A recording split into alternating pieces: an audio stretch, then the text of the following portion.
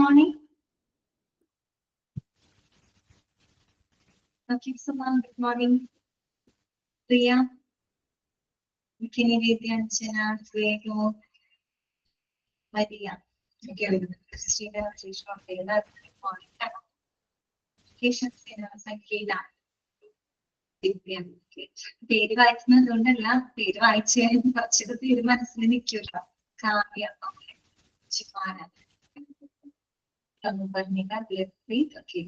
Amaljeet. Ashwari Sangeeta.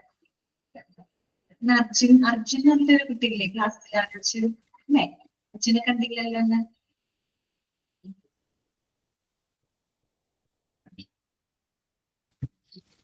Okay, Aisha, good morning. Okay, Arjun. Arjunന്റെ കാര്യമൊക്കെ ചോദിച്ചു. Okay, good morning. അപ്പൊ നമ്മള് ക്ലാസ് സ്റ്റാർട്ട് ചെയ്തു കേട്ടോ. കഴിഞ്ഞ ക്ലാസ്സില് ശ്രീത. അപ്പൊ നമ്മള് കഴിഞ്ഞ ക്ലാസ്സില് ഡയാലിസിസ് സർവീസിന്റെ പെരിറ്റോണിയൽ ഡയാലിസിസിനെ പറ്റിയിട്ടാണ്. Okay father, good morning. അപ്പൊ കഴിഞ്ഞ ക്ലാസ്സില് നമ്മള് എന്താ പറഞ്ഞത്, പെരിറ്റോണിയൽ ഡയാലിസിസ് അല്ലേ? പെരിറ്റോണിയൽ ഡയാലിസിസിനെ പറ്റിയിട്ടാണ് കഴിഞ്ഞ ക്ലാസ്സിൽ നമ്മൾ ഡിസ്കസ് ചെയ്തത് അല്ലെ. എന്താണ് പെരിറ്റോണിയൽ ഡയാലിസിസ് എന്നുള്ളത് നമ്മൾ പഠിച്ചിട്ടുണ്ടായിരുന്നു. പിന്നെ അത് തന്നെ പല ടൈപ്പ് ഓഫ് പെരിറ്റോണിയൽ ഡയാലിസിസ് ഉണ്ട് അല്ലെ. CAPD ഉണ്ട്, CCPD ഉണ്ട്, IPD ഉണ്ട്. ഇത്രയും കാര്യങ്ങൾ നമ്മൾ പറഞ്ഞു. അതിന് മെഷീൻ വേണ്ടാത്ത ഒരേ ഒരു പെരിറ്റോണിയൽ ഡയാലിസിസ് CAPD ആണ് കേട്ടോ. ബാക്കി CCPDക്കും അതുപോലെ തന്നെ IPDക്കും എന്ത് ആവശ്യമാണ്? മെഷീൻസ് ആവശ്യമാണ്. ഓക്കെ, അതുപോലെ ഉണർന്നിരിക്കുന്ന സമയങ്ങളിൽ ചെയ്യുന്നത് CAPD ആണ്, സ്ലീപ്പിംഗ് സമയത്ത് ചെയ്യുന്നത് CCPD ആണ്, ഇന്റർമീഡിയന്റ് ആയിട്ട് ചെയ്യുന്നതാണ് IPD എന്ന് നമ്മൾ പറഞ്ഞത് കേട്ടോ. ഓക്കെ, ക്ലിയർ ആയോ? കുറച്ച് ശബ്ദം കൂട്ടി പറയാം കേട്ടോ.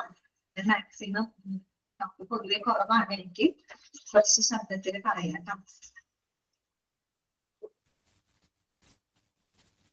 പിന്നെ നമ്മൾ പഠിച്ചത് എന്താന്ന് വെച്ചാല് CRRTനെ പറ്റിയിട്ടാണ് നമ്മൾ പറഞ്ഞത് അല്ലെ. Continuous renal replacement therapy. ഈ കണ്ടിന്യൂസ് റീനൽ റീപ്ലേസ്മെന്റ് തെറാപ്പി എന്ന് പറയുന്നത് ഒരു ടൈപ്പ് ഓഫ് ഹീമോഡയാലിസിസ് തന്നെയാണ് അല്ലെ. പിന്നെ എങ്ങനെയുള്ള രോഗികൾക്കാണ് അത് കൊടുക്കുന്നതെന്നാണ് നമ്മൾ പറഞ്ഞത്. അതെ, ICU പേഷ്യൻസിനായിട്ട് അല്ലെ, അതായത് ഇന്റൻസീവ് കെയർ യൂണിറ്റിലുള്ള പേഷ്യൻസിനായിട്ട് നമ്മൾ കൊടുക്കുന്ന ഒരു ടൈപ്പ് ഓഫ് ഡയാലിസിസിനെയാണ് നമ്മൾ എന്ത് പറയുന്നത്, CRRT എന്ന് പറയുന്നത്. കാര്യം അവരെ സംബന്ധിച്ച് അവർക്ക് മറ്റു പല ഗുരുതര ആരോഗ്യ പ്രശ്നങ്ങളും ഉണ്ടായിരിക്കും അല്ലേ. അപ്പൊ അതുകൊണ്ട് തന്നെ എന്താണ്, അവർക്കൊരു നോർമൽ ഡയാലിസിസ് ചിലപ്പോൾ അവർക്ക് അവരുടെ ബോഡിക്ക് ടോളറേറ്റ് ചെയ്യാനായിട്ട് പറ്റില്ല. അപ്പൊ വളരെയധികം സമയം എടുത്തുകൊണ്ട്, അതായത് ഒരു 12 to 24 hours കണ്ടിന്യൂസ് ആയിട്ട് തുടർച്ചയായിട്ട് നമ്മൾ ചെയ്യുന്ന ഡയാലിസിസ് ആണ് CRRT എന്ന് പറയുന്നത്. അത് എങ്ങനെയുള്ള പേഷ്യൻസിനാണ്? ICU പേഷ്യൻസിനായിട്ടാണ് നമ്മൾ അത് പ്രൊവൈഡ് ചെയ്യുന്നത് കേട്ടോ. ഓക്കെ, അത്രയും നമ്മൾ പഠിച്ചു. അഡ്വാൻറ്റേജസ് മനസ്സിലാക്കി, ആഫ്റ്റർ ഇഫക്റ്റുകൾ മനസ്സിലാക്കി. ഓക്കെ, ഇതുവരെയാണ് കഴിഞ്ഞ ക്ലാസ്സിൽ ഡിസ്കസ് ചെയ്തത് കേട്ടോ. അത്രയും ഭാഗങ്ങളൊക്കെ നിങ്ങൾ വായിച്ചു നോക്കിയോ? ഓക്കെ അല്ലേ നിങ്ങൾക്ക്? ക്ലിയർ ആയല്ലോ? ഓക്കെ, അപ്പൊ നമുക്ക് ബാക്കിയുള്ളത് നോക്കാം കേട്ടോ. നെക്സ്റ്റ് നമുക്ക് പഠിക്കാനുള്ളത് ഡയാലിസിസ് സെന്ററിനെ പറ്റിയിട്ടാണ്. എന്താണ് ഡയാലിസിസ് സെന്റർ എന്ന് പറയുമ്പോൾ? ഡയാലിസിസിന് വേണ്ടിയിട്ട് പ്രത്യേകമായിട്ടുള്ള ഒരു എസ്റ്റാബ്ലിഷ്മെന്റ് ആണത് ഡയാലിസിസ് സെന്റർ എന്ന് പറയുന്നത്. നമ്മൾ തുടക്കം പറഞ്ഞല്ലോ, ഡയാലിസിസ് നമുക്ക് ഹോസ്പിറ്റലിൽ ചെയ്യാം, വീട്ടിൽ ചെയ്യാം അല്ലേ. അത് കൂടാതെ ഡയാലിസിസ് സെന്ററിൽ നമുക്ക് ചെയ്യാവുന്നതാണ്. അപ്പൊ നോക്കിയേ, it is a clinical establishment that treats the patients with renal failure. Underline ചെയ്യിപ്പിച്ചോളൂ കേട്ടോ. അതായത് റീനൽ ഫെയിലിയർ സംഭവിച്ചിട്ടുള്ള പേഷ്യൻസിനെ ട്രീറ്റ് ചെയ്യുന്ന ഒരു എസ്റ്റാബ്ലിഷ്മെന്റ് ആണ് ഡയാലിസിസ് സെന്റർ എന്ന് പറയുന്നത്. ഓക്കെ, ഇനിയോ, sometimes patients with the normal renal functions also need hemodialysis like patients with some poisoning. ഇപ്പൊ നോർമൽ റീനൽ ഫംഗ്ഷൻ ഉള്ള, കിഡ്നി ഫംഗ്ഷൻസ് ഉള്ളവരാണോ ചില സാഹചര്യങ്ങളിൽ എന്ത് ചെയ്യേണ്ടതായിട്ട് വരും? ഡയാലിസിസ് ചിലപ്പോൾ നടത്തേണ്ടതായിട്ട് വരും. എന്ന് വെച്ച് കഴിഞ്ഞാൽ ഡയാലിസിസ് മീൻസ് അവർക്ക് ഈ പറയുന്ന പോലെ ബ്ലഡ് ഫിൽട്ടർ ചെയ്യാനായിട്ട്, ഈ ബ്ലഡ് പ്യൂരിഫൈ ചെയ്യേണ്ട ഒരു സാഹചര്യം ഇവർക്ക് ഉണ്ടായേക്കാം. കാര്യം ഇപ്പൊ എന്തെങ്കിലും എന്താ പറയാ, പോയ്സണസ് ആയിട്ട് അല്ലെങ്കിൽ ടോക്സിക് ആയിട്ടുള്ള എന്തെങ്കിലും സബ്സ്റ്റൻസുകൾ ഒരാളുടെ ശരീരത്തിൽ ചെല്ലാണെന്ന് കരുത്. അങ്ങനെയാണെങ്കിൽ എന്ത് ചെയ്തെങ്കിലും നമുക്ക് പെട്ടെന്ന് അവിടെ ഡയാലിസിസ് ചെയ്യേണ്ടതായിട്ട് വരും. അല്ലെങ്കിൽ നമുക്ക് അവിടെ അവരുടെ ബ്ലഡ് ഒന്ന് നമുക്ക് ഫിൽട്ടർ ചെയ്യേണ്ടതായിട്ട് ഒരു സാഹചര്യം ഉണ്ടാവും. ചിലപ്പോൾ അവർക്ക് റീനൽ ഫങ്ഷൻസ് ഒക്കെ ഓക്കെ ആയിരിക്കും, പക്ഷെ ഇങ്ങനെയുള്ള സാഹചര്യം നമുക്കത് ചെയ്യേണ്ടതായിട്ട് വരാറുണ്ട്. അപ്പൊ അത്തരം സേവനങ്ങളൊക്കെ ഇവിടെ ചെയ്യുന്നുണ്ട്, ഡയാലിസിസ് സെന്ററിൽ ചെയ്യുന്നുണ്ട് കേട്ടോ. ഓക്കെ, ഇനി നോക്കാം. The dialysis center may act either or both inpatients and outpatients. അല്ലെ, അതായത് ഒരു ഡയാലിസിസ് സെന്റർ എന്ന് പറയുന്നത് ഇൻപേഷ്യന്റ് അടിസ്ഥാനത്തിലും ഔട്ട് പേഷ്യന്റ് അടിസ്ഥാനത്തിലും ഇത് കൊടുക്കുന്നുണ്ട്, സേവനങ്ങൾ കൊടുക്കുന്നുണ്ട്. എന്ന് പറഞ്ഞു കഴിഞ്ഞാല് ഇപ്പൊ അഡ്മിറ്റ് ആയിട്ട് ഡയാലിസിസ് ചെയ്യേണ്ട പേഷ്യൻസ് ആണെങ്കിൽ അവർക്ക് ആ രീതിയിൽ ഇൻപേഷ്യന്റ് സർവീസ് കൊടുക്കും. ഇനി അതല്ല, രാവിലെ തന്നെ ചിലപ്പോൾ ഡയാലിസിസ് ചെയ്ത് വേഗം പോകാം, അങ്ങനെ ആ ഒരു ഔട്ട് പേഷ്യന്റ് അടിസ്ഥാനത്തിലും എന്ത് കൊടുക്കുന്നുണ്ട്, ഡയാലിസിസ് സെന്ററിൽ നിന്നും സേവനങ്ങൾ പ്രൊവൈഡ് ചെയ്യുന്നുണ്ട്. ഓക്കെ, എന്നാണ് അവിടെ ഉദ്ദേശിക്കുന്നത് കേട്ടോ. Relying on the medical facility type, and may provide the self-dialysis training and for the peritoneal dialysis besides to the hemodialysis. അത് മാത്രമല്ല, ഒരു ഡയാലിസിസ് സെന്ററിൽ നിന്നും സെൽഫ് ഡയാലിസിസിനായിട്ടുള്ള ട്രെയിനിങ്ങുകൾ കൊടുക്കുന്നുണ്ട്. ലൈക്ക് പെരിറ്റോണിയൽ ഡയാലിസിസ് അല്ലെ, നമ്മൾ കഴിഞ്ഞ ക്ലാസ്സിൽ പെരിറ്റോണിയൽ ഡയാലിസിസ് പറഞ്ഞിരുന്നു അല്ലെ. അപ്പൊ ഈ പറയുന്ന കത്തീറ്റർ, ഈ പറയുന്ന ഡയാലിസിസ്, ആ ഡയാലിസിസ് ഫ്ലൂയിഡുകള്, ഈ പറയുന്ന കത്തീറ്ററുകൾ, ബാഗുകളൊക്കെ ഉണ്ടെങ്കിൽ സ്വയം ചെയ്യാം. ആകെ ഒരു മൈനർ സർജറിയിലൂടെ ഒരു ഇൻസിഷൻ ക്രിയേറ്റ് ചെയ്യുന്ന പ്രൊസീജിയർ മാത്രമേ ഇവിടെ വരുന്നുള്ളൂ. വൺസ് അത് ചെയ്ത് കഴിഞ്ഞാൽ നമുക്ക് ഈ പറയുന്ന ഡയാലിസിസ് ഫ്ലൂയിഡുകൾ അല്ലെങ്കിൽ ബാഗ്, കത്തീറ്റേഴ്സുകളൊക്കെ ഉണ്ടെങ്കിൽ വീട്ടിലിരുന്നു കൊണ്ട് തന്നെ നമുക്ക് എന്ത് ചെയ്യാൻ പറ്റും, പെരിറ്റോണിയൽ ഡയാലിസിസ് ചെയ്യാനായിട്ട് സാധിക്കും.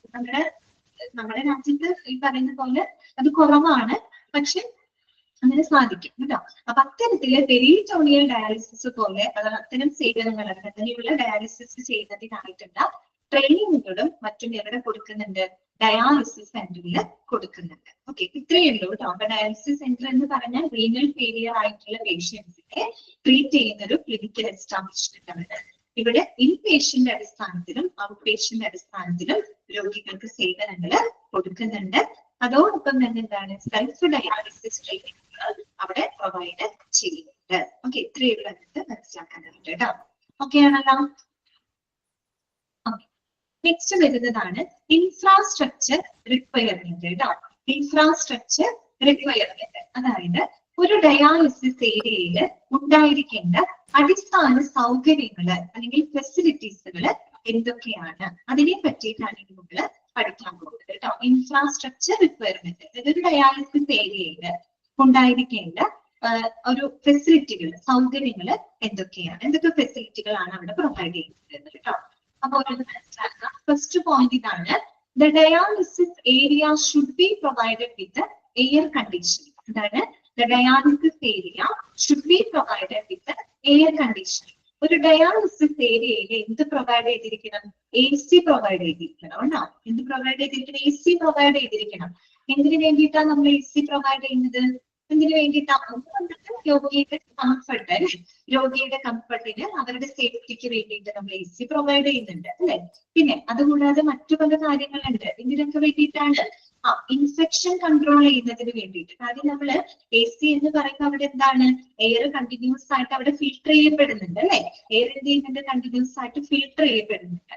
അപ്പൊ അങ്ങനെ ഫിൽട്ടർ ചെയ്യുന്ന സമയത്ത് നമ്മുടെ എയറിലുള്ള കണ്ടാമിനൻസ് അല്ലെങ്കിൽ മറ്റുള്ള ചില പാത്തോജൻസുകള് അതിനെയൊക്കെ നമുക്ക് എന്ത് ചെയ്യാൻ പറ്റും, റിമൂവ് ചെയ്യാനായിട്ട് സാധിക്കും, അല്ലെങ്കിൽ ഫിൽട്ടർ ചെയ്ത് നമുക്ക് കളയാനായിട്ട് സാധിക്കും. അപ്പൊ അങ്ങനെ നമുക്ക് ഇൻഫെക്ഷൻ കൺട്രോൾ ചെയ്യാൻ പറ്റും. അതുപോലെ തന്നെ ആ ഒരു ഡയാലിസിസ് ഏരിയയിലുള്ള ഹ്യൂമിഡിറ്റി, അതുപോലെ തന്നെ ടെമ്പറേച്ചർ, അതൊക്കെ മെയിൻറ്റെയിൻ ചെയ്യുന്നതിന് കൂടെ വേണ്ടിയിട്ടാണ് നമ്മൾ AC പ്രൊവൈഡ് ചെയ്യുന്നത്. കാര്യം ഡയാലിസിസ് ചെയ്ത സമയങ്ങളിൽ എന്തുണ്ടാവും, ചിലപ്പോൾ രോഗികളിൽ ശാരീരികമായിട്ട് പല ചേഞ്ചസുകളും കാര്യങ്ങളൊക്കെ സംഭവിക്കുന്നുണ്ട്. കാരണം ഇലക്ട്രോലൈറ്റിന്റെ ഇംബാലൻസുകളും കാര്യങ്ങളൊക്കെ ഉള്ള രോഗികളാണ്. അപ്പൊ എന്ത് ചെയ്യണം, ആ ഒരു ഡയാലിസിസ് ഏരിയയിലെ ടെമ്പറേച്ചർ, ഹ്യൂമിഡിറ്റി ഇതൊക്കെ പ്രോപ്പർ ആയിട്ട് മെയിൻറ്റെയിൻ ചെയ്യുന്നതിന് കൂടെ വേണ്ടിയിട്ട് നമ്മൾ AC പ്രൊവൈഡ് ചെയ്യുന്നുണ്ട്.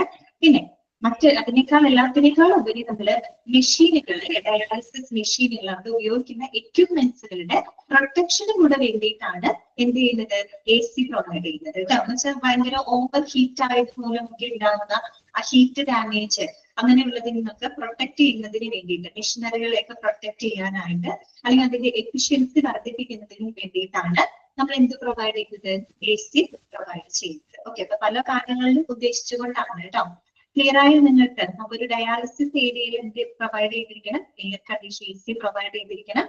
എന്തിനൊക്കെയാണ് മനസ്സിലാക്കാം? ഒന്ന് പേഷ്യന്റിന്റെ സേഫ്റ്റിക്കും കംഫർട്ടിനും ഇൻഫെക്ഷൻ കൺട്രോൾ ചെയ്യാനായിട്ട് അവിടുത്തെ ടെമ്പറേച്ചർ, ഹ്യൂമിഡിറ്റി ഇതൊക്കെ മാനേജ് ചെയ്യുന്നതിന് വേണ്ടിയിട്ട്, അതുപോലെ എക്യുപ്മെന്റ്സുകളുടെ പ്രൊട്ടക്ഷനും കൂടെ വേണ്ടിയിട്ട് AC പ്രൊവൈഡ് ചെയ്തിരിക്കും.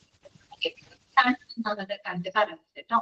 രണ്ടാമത്തെ പോയിന്റ് ഇതാണ്, each machine should be at the center of an adequate area to permit the easy movement of personnel and resuscitation equipment whenever needed. അതായത് ഒരു ഡയാലിസിസ് ഏരിയയിൽ ഓരോ എക്യുപ്മെന്റ്സുകളും എവിടെയായിരിക്കണം? അതിന്റെ ഒരു ആഡിക്വേറ്റ് സ്പേസിൽ, അതായത് ഓരോ എക്യുപ്മെന്റ്സും അതിൻ്റെതായ കറക്റ്റ് പ്ലേസിൽ വേണം നമ്മൾ അലോക്കേറ്റ് ചെയ്യാനായിട്ട് കേട്ടോ.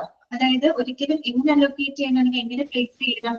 അവിടെയുള്ള പേഴ്സണൽ എന്ന് വെച്ചാൽ അവിടുത്തെ സ്റ്റാഫുകളാണ് കേട്ടോ. അവിടുത്തെ സ്റ്റാഫുകൾക്ക് ഈസി ആയിട്ട് അങ്ങോട്ടും ഇങ്ങോട്ടും മൂവ് ചെയ്യാനും, അതുപോലെ ആവശ്യമുള്ള സമയത്ത് ഏതെങ്കിലും പേഷ്യന്റിന് ഒരു റീസസിറ്റേഷൻ ആവശ്യമായിട്ട് വരുമ്പോൾ പെട്ടെന്ന് തന്നെ നമുക്ക് ഈ എക്യുപ്മെന്റ്സുകൾ ആക്സസ് ചെയ്യാനായിട്ട് പറ്റണം അല്ലെ. ഒരുപാട് ദൂരെ കൊണ്ടുവച്ച് കഴിഞ്ഞാൽ എന്തെങ്കിലും പെട്ടെന്ന് ഒരു ആവശ്യം വന്നാൽ നമുക്കത് എടുക്കാനും അല്ലെങ്കിൽ അത് ആക്സസ് ചെയ്യാൻ ബുദ്ധിമുട്ട് വരും അല്ലെ. അങ്ങനെയൊന്നും വരാത്ത രീതിയിൽ എന്നാൽ അവിടുത്തെ ആളുകൾക്ക് വളരെ ഈസി ആയിട്ട് അങ്ങോട്ടും ഇങ്ങോട്ടും മൂവ് ചെയ്യാനായിട്ട് പാകത്തില് എന്ത് ചെയ്യണം? ഓരോ എക്യുപ്മെന്റ്സുകളും അതിൻ്റെതായിട്ട് സ്ഥലങ്ങളിൽ എന്ത് ചെയ്തിരിക്കണം? പ്രോപ്പർ ആയിട്ട് പ്ലേസ് ചെയ്തിരിക്കണം. അതാണ് അവിടെ ഉദ്ദേശിക്കുന്നത് കേട്ടോ. Each machine should be at the center of an adequate area to permit the easy movement of personnel and resuscitation equipment whenever needed. അപ്പൊ ആളുകൾക്ക് അങ്ങോട്ട് അവർക്ക് മൂവ് ചെയ്യാൻ പറ്റണം. അതുപോലെ തന്നെ എന്തെങ്കിലും റീസസിറ്റേഷൻ പെട്ടെന്നൊരു ഇമ്മീഡിയറ്റ് ആയിട്ട് എമർജൻസി വരികയാണെങ്കിൽ തന്നെ എളുപ്പം ആക്സസ് ചെയ്യാൻ പാകത്തിലായിരിക്കണം ഓരോ എക്യുപ്മെന്റുകളും അവിടെ പ്ലേസ് ചെയ്യേണ്ടത്.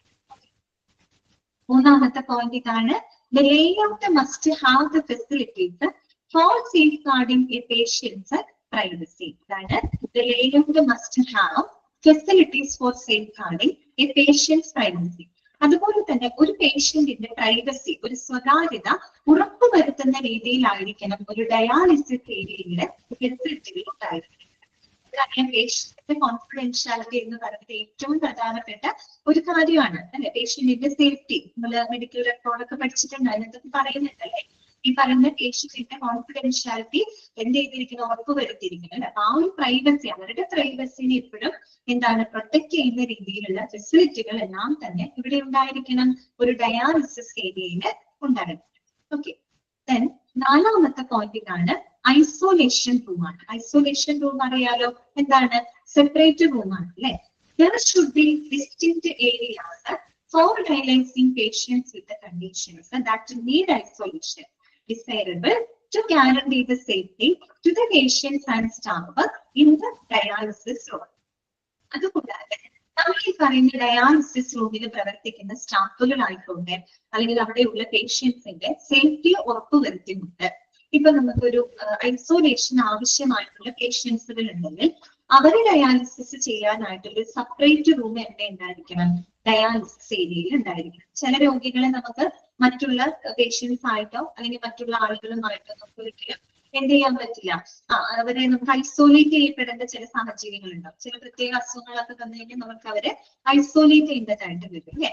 അപ്പൊ അങ്ങനെ ഐസോലേറ്റ് ചെയ്തിട്ടുള്ള ഡിസേറബിൾ എന്ന് പറഞ്ഞിട്ടുണ്ട്, എല്ലാ രോഗികൾക്കും അല്ലാട്ടോ, ഡിസേറബിൾ ആയിട്ടുള്ള പേഷ്യൻസിന് ഐസോലേഷൻ ആവശ്യമായിട്ടുള്ള പേഷ്യൻസിനെ ഡയാലിസിസ് ചെയ്യുന്നതിന് വേണ്ടിയിട്ടുള്ള സെപ്പറേറ്റ് സംവിധാനം ഐസോലേഷൻ റൂം എവിടെ ഉണ്ടായിരിക്കണം? ഡയാലിസിസ് ഏരിയയിൽ ഉണ്ടായിരിക്കണം. അത് എന്തിനു വേണ്ടിയിട്ടാണ്? ഒന്നാം പേഷ്യന്റിന്റെ സേഫ്റ്റിക്കും പിന്നെ അവിടെ ഈ പറയുന്ന മറ്റു പ്രവർത്തിക്കുന്ന സ്റ്റാഫുകളുടെ സേഫ്റ്റി ഉറപ്പുവരുത്തുന്നതിന് വേണ്ടിയിട്ടാണ് നമ്മൾ ഇത്തരത്തിലുള്ള ഐസൊലേഷൻ റൂം അവിടെ സെറ്റ് ചെയ്യുന്നത്. ഓക്കെ. പിന്നെ ആ ഏരിയ എങ്ങനെയായിരിക്കണം? This area should have A free water supply and drainage facilities കേട്ടോ. അതുകൂടാതെ അത്തരം ഏരിയകളിൽ ഫ്രീ വാട്ടർ സപ്ലൈ ഉണ്ടായിരിക്കണം. അതുപോലെ തന്നെ ഡ്രെയിനേജ് ഫെസിലിറ്റികളൊക്കെ ഉണ്ടായിരിക്കണം കേട്ടോ. ഐസൊലേഷൻ റൂമാണ്, പക്ഷെ എന്തായിരിക്കണം? ഫ്രീ വാട്ടർ സപ്ലൈ ഉണ്ടായിരിക്കണം. അത്യാവശ്യം വെള്ളമോ മറ്റുള്ളത് പൊടിക്ക് കളയുന്നതിനുള്ള ഡ്രെയിനേജ് ഫെസിലിറ്റികളും അവിടെ ഉണ്ടായിരിക്കണം. ഓക്കെ. അഞ്ചാമത്തെ പോയിന്റ് ഇതാണ്, the dialysis center shall exhibit apt signage which shall be in at least 2 languages. കുറഞ്ഞത് 2 ലാംഗ്വേജുകളിലായിട്ട്, 2 ഭാഷകളിലായിട്ട് എന്ത് ചെയ്തിരിക്കണം? നമ്മൾ അവിടുത്തെ നിർദ്ദേശങ്ങൾ സൈനേജ് ബോർഡുകളായിട്ട് നമ്മൾ എഴുതി വെച്ച് എക്സിക്യൂട്ട് ചെയ്യുന്നുണ്ട്. അതിനെ ഓർമ്മ ചെയ്തിട്ടില്ല അല്ലെ.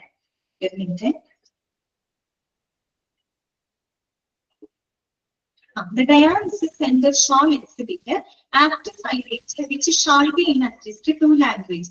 അതായത് കുറഞ്ഞത് 2 ഭാഷകളിലെങ്കിലും നമ്മൾ ഡയാലിസിസ് സെന്ററിൽ എന്ത് ചെയ്തിരിക്കണം, സൈനേജ് ബോർഡുകൾ എക്സിബിറ്റ് ചെയ്തിരിക്കണം. അതായത് നമ്മളിപ്പോ ഹോസ്പിറ്റലിൽ പോകുമ്പോൾ കണ്ടിട്ടില്ലേ, നമ്മൾ ലാബിൽ പോകുമ്പോഴാണെങ്കിലും ഇപ്പൊ റേഡിയോളജി ഡിപ്പാർട്ട്മെന്റിലൊക്കെ പോകുന്ന സമയത്ത് നമ്മൾ അവിടെ പാലിക്കേണ്ട സുരക്ഷാ മുൻകരുതലുകള് അല്ലെ, നമ്മൾ പാലിക്കേണ്ട പല നിർദ്ദേശങ്ങൾ അവിടെ 2 ഭാഷകളിലായിട്ട് അവിടെ ബോർഡിൽ എഴുതി വെച്ചിട്ടുണ്ടായിരിക്കും. എല്ലാ ഹോസ്പിറ്റലിലും നിങ്ങൾ കണ്ടിട്ടുണ്ടാവും. അതുപോലെ തന്നെ ഡയാലിസിസ് സെന്ററിലും ഏതെങ്കിലും കുറഞ്ഞത് 2 ഭാഷകളിലെങ്കിലും അപ്രോപ്രിയേറ്റ് ആയിട്ടുള്ള സൈനേജ് ബോർഡുകൾ എക്സിബിറ്റ് ചെയ്തിരിക്കണം. ഓക്കെ, ക്ലിയർ ആയോ പറഞ്ഞത്?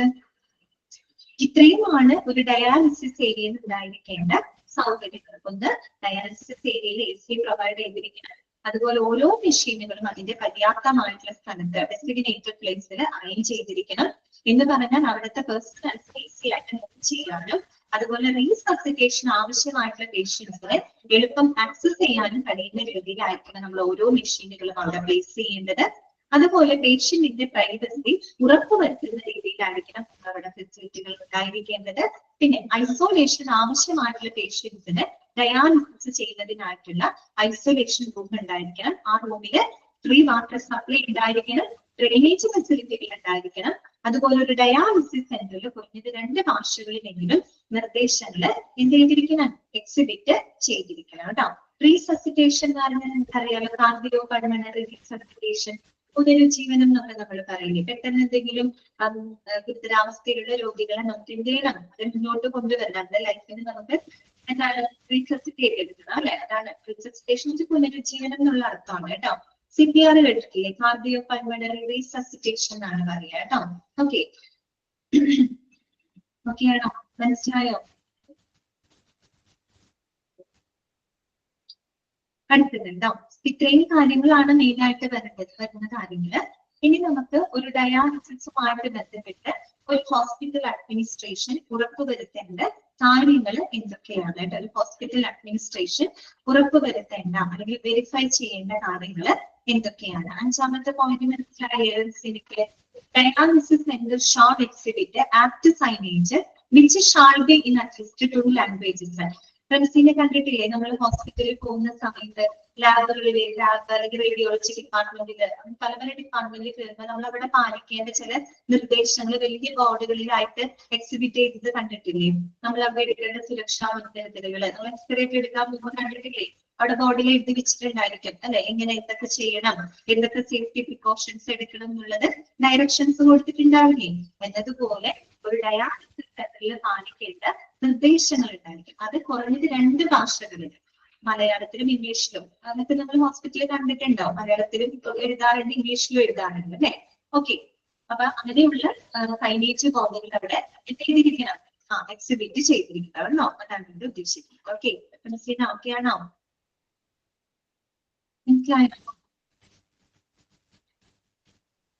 അടുത്തതാണ് ഹോസ്പിറ്റൽ അഡ്മിനിസ്ട്രേഷൻ മസ്റ്റ് വെരിഫൈ. ഒരു ഹോസ്പിറ്റൽ അഡ്മിനിസ്ട്രേഷൻ ഉറപ്പാക്കേണ്ട കാര്യങ്ങൾ എന്തൊക്കെയാണെന്ന് നോക്കാം. A patient and his or her representative or relative has the following rights with regard to the dialysis centre. ഒരു ഡയാലിസിസ് സെന്ററുമായിട്ട് ബന്ധപ്പെട്ട് ഈ പറയുന്ന രോഗികൾക്ക് പലതരത്തിലുള്ള അവരുടെ അവകാശങ്ങളുണ്ട്, റൈറ്റ്സ് ഉണ്ട്. അപ്പൊ റൈറ്റ്സുകളാണ് അവിടെ എഴുതി വെച്ചിരിക്കുന്നത്. പക്ഷെ അത്തരം റൈറ്റ്സുകൾ ഉറപ്പുവരുത്തേണ്ടത് ആരാണ്? അവിടുത്തെ ഹോസ്പിറ്റൽ അഡ്മിനിസ്ട്രേഷൻ ആണ്. മനസ്സിലായോ? രോഗികൾക്ക് അവരുടെ ചില അവകാശങ്ങളുണ്ട് അല്ലെ, അത്തരം അവകാശങ്ങൾ അവർക്ക് അവിടെ ഉറപ്പാക്കേണ്ടത് അല്ലെങ്കിൽ വെരിഫൈ ചെയ്യേണ്ടത് ആരുടെ റെസ്പോൺസിബിലിറ്റിയിൽ വരുന്നതാണ്? ഹോസ്പിറ്റൽ അഡ്മിനിസ്ട്രേഷന്റെ റെസ്പോൺസിബിലിറ്റിയിൽ വരുന്നത്. അപ്പൊ നമുക്ക് ഓരോ പോയിന്റുകളും എന്താണെന്ന് നോക്കാം.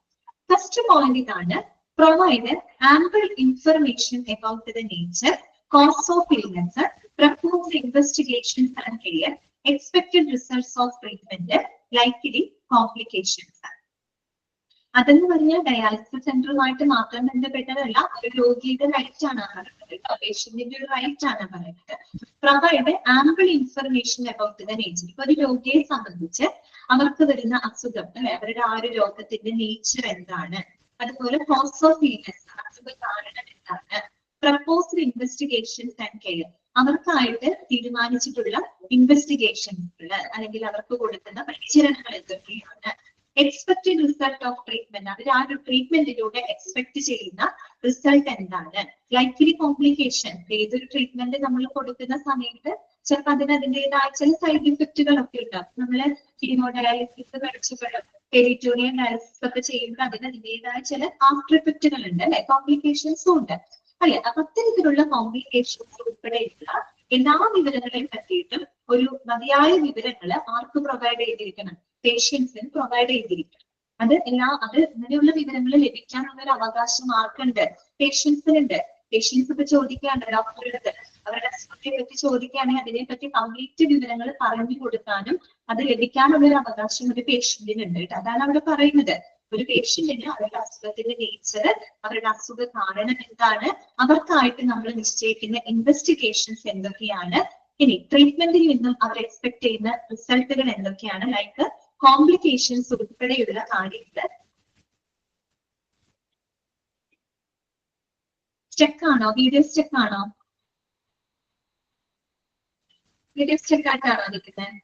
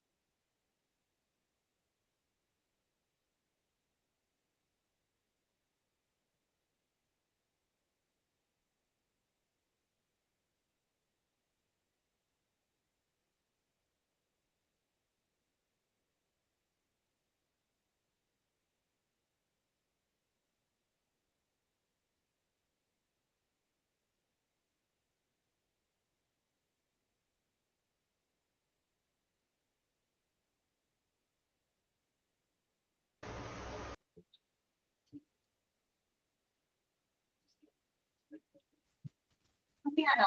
ഓക്കെ. അപ്പോ നമ്മൾ പറഞ്ഞുകൊണ്ടിരുന്നത് ഫസ്റ്റ് പോയിന്റ് ആണ്. പറഞ്ഞ കാര്യം മനസ്സിലായല്ലോ. ഒരു രോഗിക്ക് അവരുടെ അസുഖത്തിന്റെ നേച്ചർ, അതിന്റെ അസുഖ കാരണങ്ങൾ, അവർക്കായിട്ട് നിശ്ചയിച്ചിട്ടുള്ള ഇൻവെസ്റ്റിഗേഷൻസുകള്, പരിചരണങ്ങള്, ആ ഒരു ട്രീറ്റ്മെന്റിലൂടെ അവർ എക്സ്പെക്ട് ചെയ്യുന്ന റിസൾട്ട് എന്താണ്, ഇൻക്ലൂഡിങ് കോംപ്ലിക്കേഷൻസ് അല്ലെ, കോംപ്ലിക്കേഷൻസ് ഉൾപ്പെടെയുള്ള കാര്യങ്ങളെ പറ്റിയിട്ട് മതിയായ വിവരങ്ങൾ പേഷ്യൻസിന് എന്ത് ചെയ്തിരിക്കണം, പ്രൊവൈഡ് ചെയ്തിരിക്കണം. അത് ലഭിക്കാനുള്ള ഒരു അവകാശം പേഷ്യന്റിനുണ്ട്. അത് ഉറപ്പാക്കേണ്ട ഒരു ഉത്തരവാദിത്തം ആർക്കുണ്ട്, ഹോസ്പിറ്റൽ അഡ്മിനിസ്ട്രേഷന് ഉണ്ട്. ഓക്കെ, ക്ലിയർ ആയല്ലോ ഫസ്റ്റ് പോയിന്റ്. രണ്ടാമത്തെ പോയിന്റിനാണ് patient has the right എന്നാണ്, right. Okay, the patient has the right to know the bill, so the expected cost of treatment should be discussed before the treatment കേട്ടോ. പിന്നെ അതുകൂടാതെ ഒരു പേഷ്യന്റിന് അവർക്ക് അവരുടെ ബില്ലുകൾ അറിയാനുള്ള അവകാശമുണ്ട്. ഓക്കെ, അതായത് ആ ട്രീറ്റ്മെന്റിന് ഏകദേശം എത്ര ചെലവ് വരും അല്ല, അവരുടെ ബില്ലുകൾ അറിയാനുള്ള ഒരു അവകാശം ആർക്കുണ്ട്, പേഷ്യന്റിനുണ്ട്. അതുകൊണ്ട് തന്നെ ഈ ട്രീറ്റ്മെന്റ് തുടങ്ങുന്നതിന് മുൻപായിട്ട് തന്നെ ഒരു എക്സ്പെക്ടഡ് കോസ്റ്റ് ഓഫ് ട്രീറ്റ്മെന്റ് എത്രയാണെന്നുള്ളത് അവരുമായിട്ട് എന്ത് ചെയ്തിരിക്കണം, ഡിസ്കസ് ചെയ്തിരിക്കണം. മനസ്സിലായോ പറഞ്ഞ കാര്യം?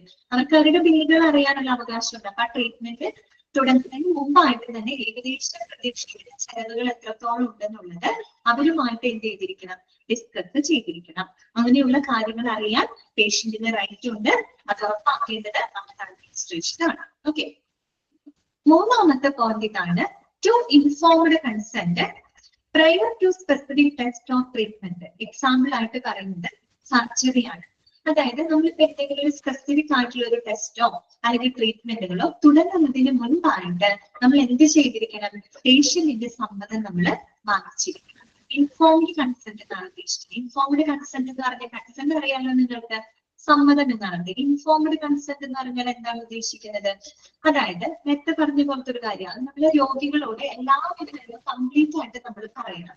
ഇപ്പൊ ഒരു സ്പെസിഫിക് ആയിട്ട് എന്തെങ്കിലും ഒരു ടെസ്റ്റ് ചെയ്യണം, ലൈക്ക് ഇപ്പൊ സർജറി എന്നൊക്കെ പറയുന്നത് എന്തെങ്കിലും നമുക്ക് ഇമീഡിയറ്റ് ആയിട്ട് ചെയ്യേണ്ട ഒരു സിറ്റുവേഷനിലാണ് നമ്മൾ സർജറി മറ്റൊക്കെ ചെയ്യുന്നത്, അല്ലെ? അപ്പൊ അങ്ങനെ എന്തെങ്കിലും സ്പെസിഫിക് ടെസ്റ്റുകൾ ട്രീറ്റ്മെന്റുകളൊക്കെ ചെയ്യുമ്പോൾ എന്തുകൊണ്ടാണ് അത് ചെയ്യുന്നത്, അല്ലെങ്കിൽ അത് ചെയ്യേണ്ടതിന്റെ ആവശ്യകത എന്താണ്, അല്ലെങ്കിൽ അങ്ങനെയുള്ള കാര്യങ്ങളെ പറ്റിയിട്ട് കംപ്ലീറ്റ് ആയിട്ട് വ്യക്തമായിട്ട് രോഗിയുടെ വിവരങ്ങൾ പറഞ്ഞിരിക്കണം, അവരെ ഇൻഫോം ചെയ്തിരിക്കണം.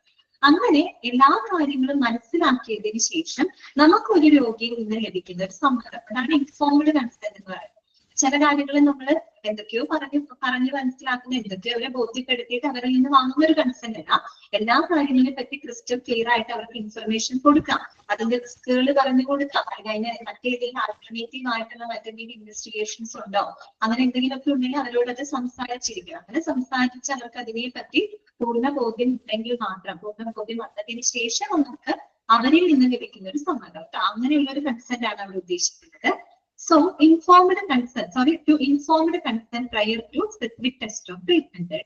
For example, സർജറി ഒക്കെയാണ് പറയുന്നത്. സ്പെസിഫിക് ടെസ്റ്റോ ട്രീറ്റ്മെന്റോ തുടങ്ങുന്നതിന് മുൻപായിട്ട് തന്നെ രോഗിയിൽ നിന്നും സമ്മതം വാങ്ങിയിട്ടുണ്ടെന്ന് ഉറപ്പാക്കണം. ആരുറപ്പാക്കണം? ഹോസ്പിറ്റൽ അഡ്മിനിസ്ട്രേഷൻ ഉറപ്പുവരുത്തണം. ഓക്കെ, നാലാമത്തെ പോയിന്റ് ഇതാണ്. To seek the second opinion from a proper clinician of patient's choice with the records and information being provided by the treating hospital. അതുകൂടാതെ ഒരു പേഷ്യന്റിന് അവരുടെ ചോയ്സ് അനുസരിച്ച് ഒരു സെക്കൻഡ് ഒപ്പീനിയൻ, അവർ ആഗ്രഹിക്കുന്ന അവരുടെ ചോയ്സ് അനുസരിച്ച് ഒരു ക്ലിനിഷ്യനിൽ നിന്നും അല്ലെങ്കിൽ മറ്റേതെങ്കിലും ഒരു ഡോക്ടറിൽ നിന്നും അവർക്ക് ഒരു സെക്കൻഡ് ഒപ്പീനിയൻ നേടുന്നതിനുള്ള റൈറ്റ് ഉണ്ട്, അല്ലെ? ഇപ്പൊ എന്തെങ്കിലും നമ്മൾ എന്ത് കാര്യം വരുമ്പോൾ ഒരു സെക്കൻഡ് ഒപ്പീനിയൻ എടുക്കുന്നത് എപ്പോഴും നല്ലതാണ്, അല്ലെ? ചെറിയ പനി, ചുമ, ജലദോഷം അങ്ങനെയുള്ള കാര്യങ്ങൾക്കല്ല ഉദ്ദേശിച്ചത്. ഇപ്പൊ എന്തെങ്കിലും സിവിയർ ആയിട്ട് അല്ലെങ്കിൽ എന്തെങ്കിലും ഗുരുതരമായിട്ട് എന്തെങ്കിലും അസുഖങ്ങൾ വരികയാണ്, അല്ലെ? അപ്പൊ എന്തെങ്കിലും സർജറിയോ ഈ മറ്റെന്തെങ്കിലും കാര്യങ്ങളൊക്കെ പറയുന്ന സമയത്ത് നമ്മൾ എന്ത് ചെയ്യും? സെക്കൻഡ് ഒപ്പീനിയൻ എടുക്കുന്നത് നല്ലതായിരിക്കും. നമ്മളൊരു 2-3 ഒപ്പീനിയൻസ് എടുക്കുമ്പോഴാണ് നമുക്കൊരു ഫൈനൽ കൺഫർമേഷൻ, ഫൈനൽ ഡിസിഷൻ നമുക്കൊരു പേഷ്യന്റിന് എടുക്കാനായിട്ട് സാധിക്കുള്ളൂ. അത് പേഷ്യന്റിന്റെ റൈറ്റ് ആണ് ശരിക്കും. അപ്പൊ അതുകൊണ്ട് തന്നെ പേഷ്യന്റിന്റെ ചോയ്സ് അനുസരിച്ച് അവർക്ക് പ്രോപ്പർ ക്ലിനിഷ്യനിൽ നിന്ന്, പ്രോപ്പർ ഡോക്ടറിൽ നിന്ന് അവർക്ക് ഒരു സെക്കൻഡ് ഒപ്പീനിയൻ തേടുന്നതിനുള്ള റൈറ്റ് ഉണ്ട്. അപ്പൊ അതുകൊണ്ട് തന്നെ ഹോസ്പിറ്റൽ എന്ത് ചെയ്തിരിക്കണം? With records and information being provided by the treating hospital. അപ്പൊ അതിന് വേണ്ടിയിട്ട് the treating hospital is responsible for the എന്താണ്? Providing the medical records and information. Hospital എന്ത് ചെയ്യണം? അതിന് വേണ്ടിയിട്ട് അങ്ങനെ ഒരു സെക്കൻഡ് ഒപ്പീനിയൻ അവർ ആഗ്രഹിക്കുന്നുണ്ടെങ്കിൽ അവർക്ക് അതിന് വേണ്ടിയിട്ടുള്ള മെഡിക്കൽ റെക്കോർഡ്സുകളും മറ്റ് ഇൻഫർമേഷൻസുകളും അവർക്കത് കൊടുക്കേണ്ടത് ഹോസ്പിറ്റൽ അഡ്മിനിസ്ട്രേഷൻ ഉറപ്പുവരുത്തേണ്ടതാണ്. അതായത് നമ്മുടെ ഹോസ്പിറ്റലിൽ വന്നൊരു പേഷ്യന്റ് അവിടെ വിട്ടുപോകരുത്, അല്ലെങ്കിൽ വേറെ ഹോസ്പിറ്റലിലേക്ക് പോവാണ് അങ്ങനെ വിചാരിക്കരുത്. അങ്ങനൊരു കാര്യം അവര് ഡിസൈഡ് ചെയ്യുന്നുണ്ടെങ്കിൽ തീർച്ചയായിട്ടും ഹോസ്പിറ്റൽ എന്ത് ചെയ്യണം? അവർക്ക് ആവശ്യമായിട്ടുള്ള മെഡിക്കൽ റെക്കോർഡ്സുകളും ഇൻഫർമേഷൻസും അവരിലേക്ക് പാസ് ചെയ്തിരിക്കണം. ഓക്കെ, അവർക്ക് പ്രൊവൈഡ് ചെയ്തിരിക്കണം. ആര് ഉറപ്പുവരുത്തണം? അഡ്മിനിസ്ട്രേഷൻ ഉറപ്പുവരുത്തണം. ഓക്കെ, അഞ്ചാമത്തെ പോയിന്റ് ഇതാണ്. To keep the privacy, human dignity during the treatment. അതുപോലെ ട്രീറ്റ്മെന്റ് സമയത്ത് എപ്പോഴും നമ്മള് പേഷ്യൻസിന്റെ പ്രൈവസി, അവരുടെ ഡിഗ്നിറ്റി എന്ന് വെച്ചാൽ അവരോട് വളരെ റെസ്പെക്ട്ഫുൾ ആയിട്ട്, അല്ലെ? അതുപോലെ അവരുടെ പ്രൈവസീനെ മാനിച്ചുകൊണ്ടായിരിക്കണം നമ്മൾ അവർക്ക് ട്രീറ്റ്മെന്റുകൾ പ്രൊവൈഡ് ചെയ്യാനായിട്ട്. ഒരിക്കലും നമ്മളുടെ പേഷ്യന്റിന്റെ സേഫ്റ്റി, അവരുടെ കംഫർട്ടാണ് ഏറ്റവും പ്രധാനപ്പെട്ട ലക്ഷ്യം എന്ന് പറയുന്നത്, അല്ലെ? അപ്പൊ ട്രീറ്റ്മെന്റ് ഒക്കെ കൊടുക്കുന്ന സമയത്ത് അവരുടെ പ്രൈവസി മാനിക്കുക, അവരെ റെസ്പെക്ട് ചെയ്തുകൊണ്ടായിരിക്കണം അവർക്ക് എന്ത് കൊടുക്കേണ്ടത്? ട്രീറ്റ്മെന്റുകൾ പ്രൊവൈഡ് ചെയ്യേണ്ടത്. ഓക്കെ, ആറാമത്തെ ടോപ്പിക് ആണ് to non-discrimination about the treatment and behavior on the basis of diseases like the HIV. To non-discrimination about the treatment and behavior on the basis of diseases like the HIV. അതായത് HIV പോലെയുള്ള ഉപരോഗികളൊക്കെ ഉണ്ടെങ്കിൽ അവരോട് ഒരു തരത്തിലും ട്രീറ്റ്മെന്റിലോ അവരോടുള്ള പെരുമാറ്റത്തിലോ യാതൊരു തരത്തിലുള്ള ഒരു വിവേചനവും നടത്താനായിട്ട് പാടുള്ളതല്ല. ഓക്കെ, അതായത് ട്രീറ്റ്മെന്റിന്റെ കാര്യത്തിൽ മാത്രമല്ല, പ്രത്യേകിച്ച് അവരോടുള്ള മനോഭാവത്തില്, അവരോടുള്ള പെരുമാറ്റത്തിലോ അല്ലെങ്കിൽ അവർക്ക് കൊടുക്കുന്ന ട്രീറ്റ്മെന്റിനോ യാതൊരു തരത്തിലുള്ള ഒരു ഡിസ്ക്രിമിനേഷൻ വിവേചനം നടത്താനായിട്ട് പാടുള്ളതല്ല. കാരണം ആരും ഉറപ്പ് വരുത്തണം, അവിടുത്തെ ഹോസ്പിറ്റൽ അഡ്മിനിസ്ട്രേഷൻ ഉറപ്പുവരുത്തണം. ഓക്കെ, ലാസ്റ്റത്തെ പോയിന്റ് ഇതാണ് കേട്ടോ. 7th പോയിന്റ് ഇതാണ്. To try to find the redressal in case of grievance based on services provided by the establishment. അതുപോലെ തന്നെ ഇപ്പൊ നമ്മൾ ഡയാലിസിസ് ഏരിയ ആയിട്ട് ബന്ധപ്പെടുത്തിയിട്ടാണ് നമ്മൾ പറയുന്നത്. അപ്പോൾ ആ ഒരു ഡയാലിസിസ് ഏരിയ കൊടുക്കുന്ന സേവനങ്ങളുമായിട്ട് ബന്ധപ്പെട്ട പരാതികളുണ്ടെങ്കിൽ അതിന് എത്രയും പെട്ടെന്ന് പരിഹാരം കാണുന്നതിനുള്ള ഒരു ഉത്തരവാദിത്വം ആർക്കുണ്ട്? ഹോസ്പിറ്റൽ അഡ്മിനിസ്ട്രേഷൻ ഉണ്ട് കേട്ടോ. ഗ്രീവൻസ് എന്ന് പറഞ്ഞാൽ പരാതികളാണ് കേട്ടോ. റിഡ്രസ് എന്ന് പറഞ്ഞാൽ എന്താ? പരിഹാരങ്ങളാണ്. ഇപ്പൊ അവര് കൊടുക്കുന്ന സേവനങ്ങളുമായിട്ട് ബന്ധപ്പെട്ട് എന്തെങ്കിലും പരാതികൾ വരികയാണെങ്കിൽ അതിന് എത്രയും പെട്ടെന്ന് പരിഹാരം കാണുന്നതിനുള്ള ഒരു റെസ്പോൺസിബിലിറ്റി ആർക്കുണ്ട്? ഹോസ്പിറ്റൽ അഡ്മിനിസ്ട്രേഷന് ഉണ്ട്. ഇത്രയും കാര്യങ്ങളാണ് ഒരു അഡ്മിനിസ്ട്രേഷൻ ഉറപ്പാക്കേണ്ടത്. അപ്പൊ എന്തൊക്കെ നമ്മൾ പറഞ്ഞത് അധികം പേഷ്യൻസിന്റെ റൈറ്റ്സ് ആണ്, വ്യക്തികളുടെ അവകാശങ്ങളെ പറ്റിയിട്ടാണ് നമ്മൾ പറഞ്ഞത്. അത്തരം അവകാശങ്ങൾ ഉറപ്പാക്കേണ്ടത് അഡ്മിനിസ്ട്രേഷൻ ആണ് കേട്ടോ.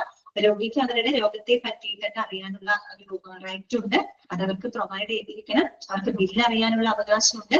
അതുകൊണ്ട് ട്രീറ്റ്മെന്റ് തുടങ്ങുന്നതിന് മുൻപായിട്ട് തന്നെ എക്സ്പെക്ടഡ് കോസ്റ്റ് ഓഫ് ട്രീറ്റ്മെന്റ് അവരുമായിട്ട് ഡിസ്കസ് ചെയ്തിരിക്കണം. ഏതൊരു സ്പെസിഫിക് ടെസ്റ്റുകളോ ട്രീറ്റ്മെന്റോ തുടങ്ങുന്നതിന് മുൻപായിട്ട് അവരിൽ നിന്ന് കൺസെന്റ് എടുത്തിരിക്കണം. അതുപോലെ ഒരു പേഷ്യന്റിന് അവരുടെ ചോയ്സ് അനുസരിച്ചുകൊണ്ട് സെക്കൻഡ് ഒപ്പീനിയൻ തേടുന്നതിനുള്ള റൈറ്റ് ഉണ്ട്. അതിനായിട്ട് ട്രീറ്റ് ചെയ്യുന്ന ഹോസ്പിറ്റല് മെഡിക്കൽ റെക്കോർഡ്സുകളും ഇൻഫർമേഷൻസും അവർക്ക് പാസ് ചെയ്തിരിക്കണം. ട്രീറ്റ്മെന്റിന്റെ സമയത്ത് രോഗികളുടെ പ്രൈവസി അവരുടെ ഡിഗ്നിറ്റിയൊക്കെ പാലിച്ചിരിക്കണം. HIV പോലെയുള്ള രോഗികളൊക്കെ ഉണ്ടെങ്കിൽ അവരുടെ അടുത്ത് അവരുടെ ട്രീറ്റ്മെന്റിലോ അല്ലെങ്കിൽ പെരുമാറ്റത്തിലോ യാതൊരു തരത്തിലുള്ള വിവേചനവും നടത്താനായിട്ട് പാടുള്ളതല്ല. പിന്നെ നമ്മുടെ എസ്റ്റാബ്ലിഷ്മെന്റ് കൊടുക്കുന്ന സേവനങ്ങളുമായിട്ട് ബന്ധപ്പെട്ട് എന്തെങ്കിലും പരാതികൾ വരുവാണെങ്കിൽ അതിന് പരിഹാരം കാണുന്നതിനുള്ള ഉത്തരവാദിത്വം ആർക്കുണ്ട്? ഹോസ്പിറ്റൽ അഡ്മിനിസ്ട്രേഷന് ഉണ്ട്. ഓക്കെ, ക്ലിയർ ആയോ? ഓക്കെയാണ്. നമുക്ക് പഠിക്കാനായിട്ടുള്ളത് പേഷ്യൻസ് റെസ്പോൺസിബിലിറ്റീസ് ആണ് കേട്ടോ. എസ് എ പേഷ്യന്റ് എന്നുള്ള രീതിയിൽ എന്തൊക്കെ റെസ്പോൺസിബിലിറ്റീസുകളാണ് അവർക്ക് വരുന്നത് കേട്ടോ. ഒന്നാമത്തെ എന്താണ്?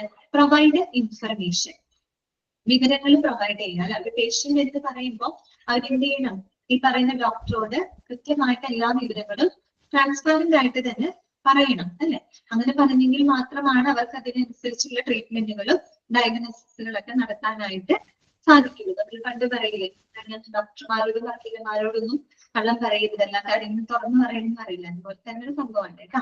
Provide information. Okay, informations correct ആയിട്ട് പ്രൊവൈഡ് ചെയ്യാം.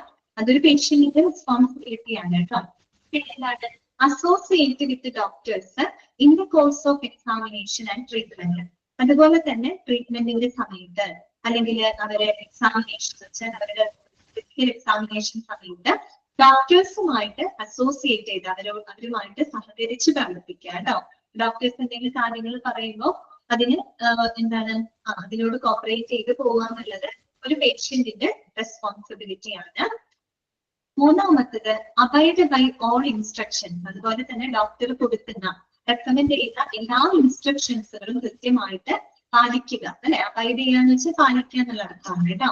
Abide by all instructions. Next point എന്താണ്? Pay hospital security fees on time. കൃത്യസമയത്ത് തന്നെ ഹോസ്പിറ്റൽ ബില്ലുകൾ, ഹോസ്പിറ്റൽ ഫീസുകൾ പേ ചെയ്യുക. പിന്നെന്താണ്? Respect the nobility of doctors and other hospital staff. ഡോക്ടേഴ്സിന്റെയും മറ്റു ഹോസ്പിറ്റൽ സ്റ്റാഫുകളുടെയും നൊബിലിറ്റി, അവരുടെ നൊബിലിറ്റി എന്ന് പറഞ്ഞാൽ അവരുടെ ആ ഒരു ഡിഗ്നിറ്റി അല്ലെ, അവരുടെ ആ ഒരു ഡിഗ്നിറ്റി എപ്പോഴും നമ്മള് അല്ലെങ്കിൽ അവരുടെ ആ ഒരു സ്റ്റാറ്റസിന്, ആ ഒരു പ്രൊഫഷണൽ സ്റ്റാറ്റസിന് എപ്പോഴും നമ്മള് എന്ത് ചെയ്യണം? റെസ്പെക്ട് ചെയ്യണം അല്ലെ. തിരിച്ച് അവര് നമ്മളോട് ചെയ്യണം, നമ്മൾ തിരിച്ചും അവരോടും ചെയ്യണം. ഓക്കെ, അത് പേഷ്യന്റിന്റെ റെസ്പോൺസിബിലിറ്റി ആണ് കേട്ടോ. Respect the nobility of doctors and other hospital staff. As A patient എന്നുള്ള രീതിയിൽ അവരുടെ റെസ്പോൺസിബിലിറ്റീസ് ആണ് ഈ പറയുന്നത്. എളുപ്പമാണല്ലോ, മനസ്സിലായാലും എളുപ്പമാണ്. ഇൻഫർമേഷൻസ് പ്രൊവൈഡ് ചെയ്യുക, ഡോക്ടേഴ്സ് ആയിട്ട് സഹകരിച്ച് പ്രവർത്തിക്കാം, അതിൽ തരുന്ന നിർദ്ദേശങ്ങൾ പാലിക്കാം, ഓൺ ടൈം കൃത്യസമയത്ത് ഹോസ്പിറ്റൽ ബില്ലുകൾ പേ ചെയ്യുക, പിന്നെ ഡോക്ടേഴ്സിനോടും ഹോസ്പിറ്റൽ സ്റ്റാഫുകളോടും വളരെ റെസ്പെക്ട്ഫുൾ ആയിട്ട് തന്നെ പെരുമാറുക. ഓക്കെ, ക്ലിയർ ആണല്ലോ. ഇനി നമുക്ക് ചെറിയൊരു ഭാഗം കൂടെ ഉള്ളൂ, അത് കഴിഞ്ഞാൽ നമ്മുടെ ആ പോർഷൻ അവസാനിക്കും കേട്ടോ. അതായത് ഒരു ഡയാലിസിസ് കോർഡിനേറ്ററുടെ റെസ്പോൺസിബിലിറ്റി എന്താണ് കേട്ടോ. ഒരു ഡയാലിസിസ് കോർഡിനേറ്ററുടെ റെസ്പോൺസിബിലിറ്റീസ് എന്തൊക്കെയാണ്? ആരാണ് ഡയാലിസിസ് കോർഡിനേറ്റർ എന്ന് പറഞ്ഞാല്?